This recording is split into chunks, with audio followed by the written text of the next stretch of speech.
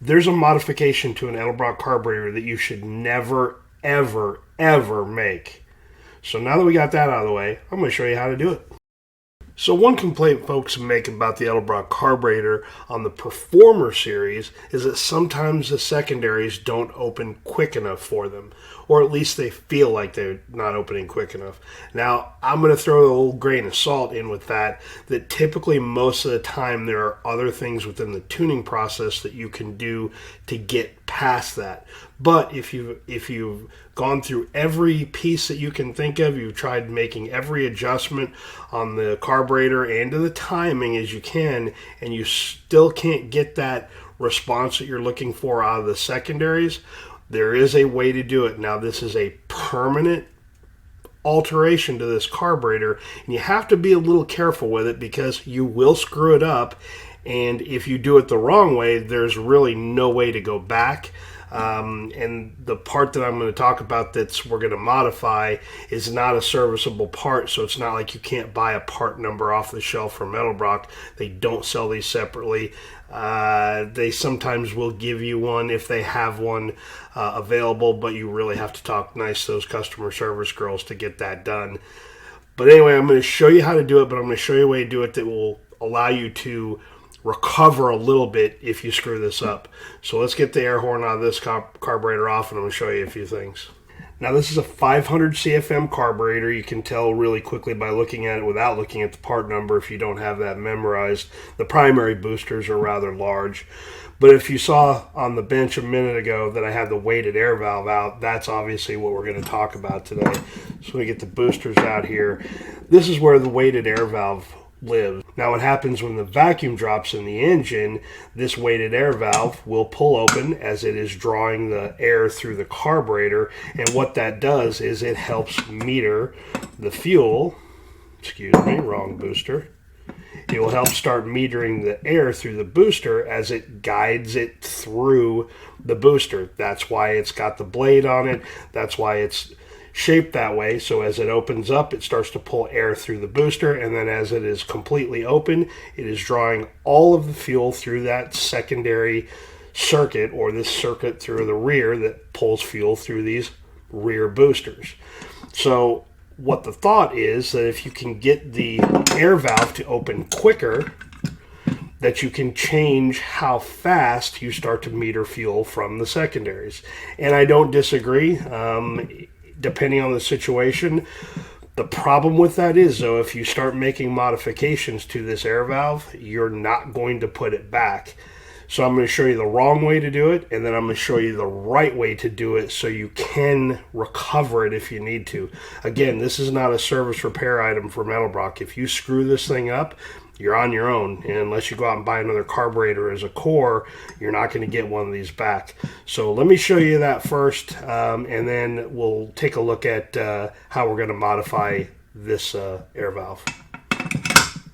So what we're doing is we're trying to get, like I said, these to open up quicker, and a lot of this is just based on feel as you're getting started with. Now, again, this is not complicated, but you're going to, like anything else in this carburetor, when you make tuning adjustment points, you have to start small, and I would highly, highly recommend that you start small if you're going to modify this weighted air valve. So here's what we're doing, and again, a lot of this is by feel. There's no way to give you a measurement to it, give you some exact things that you need to do, sizes, measurements. Again, it's all by feel, but I am going to show you a couple of ways to do that. But all you need to do is, with the carburetor and the air horn off, boosters out, go ahead and just get a feel for how that weight works in there. Get a good understanding of it, because as you start to modify it, you'll really understand to see how that will work. So it takes a certain amount of pressure to push the weight forward to open up these flaps to start to meter the fuel through the booster. That's what you're trying to do. You're not concerned about the drop. You're really concerned about how much pressure it takes to push it forward. So get a good feel for that. If it takes you a few minutes, come back a few times and just kind of get an understanding of where that how much pressure that takes. Because as you begin to modify this, you're going to realize that, oh, hey, I took some weight off of there. Now it's going to snap open quicker. And again, that's the whole thought behind this, is if you remove weight, get this out of the way here, if you remove weight off of the heavy side of the weight here, and that's going to be the top side, bottom side doesn't have as much material, so it's got less weight. All of your weight is here at the top. If you remove the weight from the top, it should allow that to snap open quicker as the vacuum drops in the engine and it starts to pull the air through that secondary circuit. It will move that air valve open a little bit quicker and you'll start to meter fuel quicker. That's the thought, that's the theory. It does work, but again, we have to be very careful here, and I know you're going to get tired of me saying that, but again, I don't want you to screw up a carburetor and then not have any ability to fix it. So we're going to go over here to the drill press. I'm going to show you how to modify one incorrectly, and then I'm going to show you how to do it right. So let's go over to the drill press.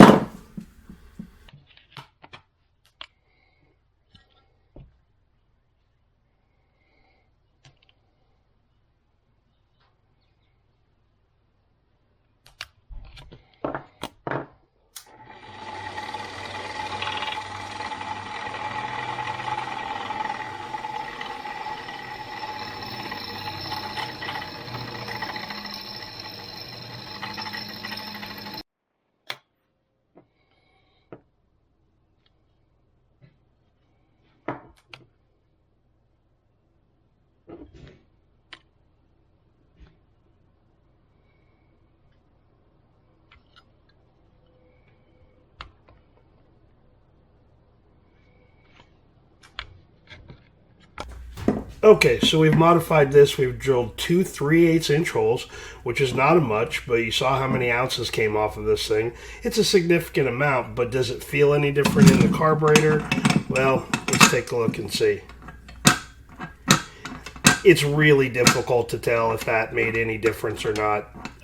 Your only way you're going to test this is to put the boosters back in, put the air horn back on, hook everything back up, go out and drive it. That is the only test of how this will work. Now, if that worked for you and you're comfortable with it and you don't want to tune anymore, you don't care about going one way or the other, you can't, to see if there's a better on either side of it, then you're done. There's nothing else you can do. You cannot do anything else with this except take off more material. Now, if you need to do that, that's fine, but, well, in most cases, most people take too much. Now, we didn't take a lot of ounces off of this, but we took off enough that it's going to make a very big difference in how this carburetor reacts as you're driving down the road. When you take weight off the big end of this weight, it's going to open up a little bit quicker. Now, did it cure the problem? Well, driving is the only way to figure that out. The problem is you can't go back and forth. If you make a rod and a jet change and you screw it up and you put too small of a rod in and you're fueling it too much, then you can always go back. It's an easy fix. In this case, if you took off too much, you're done. This is junk. The carburetor's not going to run the same as it was before. You can't put it back. And that's why I hate this modification, because most people don't think about it. They just think, well, or I'll just take a little bit off. So let's just say you just drilled halfway down in both of these, or sort of halfway down. And what if that's too much? You can't go back.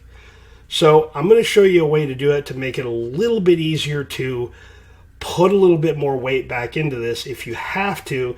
It's not perfect by any stretch, but it's certainly better than the alternative, and I'll show you that now. But again, the only way you're going to test this is to keep going in and out of it. And let's just assume that on this one, let's say that was junk. We got to start over with a new one. So I'll show you how to modify this one to fit in there, so if you do screw it up, you can make some adjustments to it. So I'll go back to the drill press. I won't bore you with that. I'll come back with this modified and show you how it works. Now, here's our modified weighted air valve. If you can see, it doesn't look too much different, but we have taken material out of it, and I'll show you that with the scale right now. Now, when we weighed this unmodified, it was 4.67, I believe. So let's see what our new modifications gave us. We are at 4.60. 4.60. So where did we take the material out? We took it out of the ends here. And what we did was we drilled down. Reason being is it doesn't allow you to take off a lot of material. And two, I'll show you how deep that went. So I had it marked at 2 different levels, 1/2 inch approximately and 1 inch. I don't want to go any deeper than 1 inch on this. If you go past that in there, it's really going to be too much. Again, you're not taking out a lot of material here. You don't need to. So what we did is I drilled these both to around 1/2 inch, give or take. And that way it allowed me to take off a little bit smaller material and control it a little bit better. Now again, small little pieces is the way to start here, and that's the way I would work it, is maybe go 1/2 inch, and just try to take off a little bit. Then again, goes back into the carburetor, go out, drive it, see if it made any difference for you. If it's better, then great. Can you go a little bit further? Yes, that's why we did it in 1/2 inch increments, because then you can drill the full length of the bit down in, take off a little bit more material, and then see how it works. But you have to be very careful. You can't cock this so it comes out the side, and you can tell I was a little bit off here drilling this one even on the drill press. So freehand with a drill might be a little difficult even in a vise, but just got to be very careful with it. Again, 1 inch is the deepest that you want to go with this. You don't want to go any deeper with that. Any deeper than that, you're going to run into some trouble. The other side of that is, what if you go 1 inch and it doesn't take enough? You can always drill a second hole down in there. That's why you have to kind of space these and put them right so you can afford another spot to put a second one in there. Any more than 2, don't mess with it. Don't go any further than that. If you're having still problems with the secondaries opening, there is a bigger problem than just the weighted air valve. Too small a carburetor potentially, maybe you didn't get the rods and jets right. There's a number of things it could be. So now let's talk about a little really quick here. What do you do is if you get to the 1/2 inch side and you go test it, you go, you know, I need to take a little bit more. So you go 1 inch, and then it runs worse. It's opening too quick, and it's taking the secondaries too much time because the engine RPM isn't building quick enough, and you can't adjust it with timing or anything else. Then what do? Because you didn't drill it like this and create great big holes in it, what you can do is throw a little bit of solder down in there, and then you can either knock these over a little bit, edges over a little bit, to kind of close it off with a punch and a hammer, or sometimes the solder will work in there on its own. The good news is by doing it in the top here, if you see, it's not going to give you enough to where it's going to dump that solder out into the carburetor. Just physically not possible. Had you drilled these on the bottom, the solder could come out. It's not going to cause anything catastrophic. That's your safe. Drill it there. That way you can, like I said, add a little bit more weight back to it if you need to. Maybe you could peen some, aluminum tubing or pipe or something in there and just drive it down in there. As long as it's secure in there, it doesn't really matter. So that's the way to do it. That's the way you start. Again, 2 1-inch holes is the most I would ever do, and then you need to start looking at what else could be wrong. But that's the safest way to modify that secondary weighted air valve. Again, this holds true for a tunnel ram motor or a 2.4 setup. Sometimes you need a little bit more quicker response on the secondary carburetor or the primary carburetor on that setup, and this may be the best way to get it done. A lot of time here, a lot of time, effort, work. You're going to have to go back and forth quite a bit to make sure you get it done. Now, one last little detail here before we close this out. I cheated a little bit here. I had extra weighted air valves, but these are out of a 1406. If you will look, the weighted air valve that we took out of this 1404 is different. There is less material on there. There is a reason for that. They want that secondary opening just a little bit quicker on the 1404. So you have to be careful. If you've got a 500 CFM carburetor like this one, you're going to have to go out and try to find a replacement one of these when you screw it up. 1406, same thing. So you have to be careful. They're not universal. Even though they both fit in there, we cycled both of these. They work just fine, but they are specific to the carburetor. So just be aware of that. So I hope that gave you a little bit better understanding of how to modify that. Again, if you're having trouble with the secondaries and you have to feel like you have to drill these to kind of snap them open quicker, take really, really small steps. I know it's a pain. I know it's a lot of work. I know it's a lot of on-off with the air horn and the boosters, and it's a lot of time. I get that, but trust me when I tell you trying to replace one of these when you don't have a source for them can get a little expensive. If you got plenty of money to spend or you got a lot of parts and crap laying around like I do, no big deal. However, you just got to be a little careful of it. So again, take it in small steps. Don't do any more than 2. Again, get you a good sharp drill bit, mark it at 1 inch and ½ an inch. That way you can kind of keep an eye on it. And certainly, please never, ever, ever do it that way. So if you got any questions on this one, please don't hesitate, leave them down below. If you screwed up your carburetor doing this, tell me about it. I like to hear about it. I won't laugh at you. I'll feel a little bit sorry for you because certainly I've done it as well too. We all make mistakes. That's part of the game here. You're going to make them. So, but again, if you're not sure, forget you ever saw this video. Come back to it. Watch it again. Hit the thumbs down button. I don't care. Whatever it takes you to forget about it. But don't make that modification unless you're absolutely ready to. So anyway, if you got any questions, don't hesitate, leave them down below, and we will catch you on the next one. We'll see you.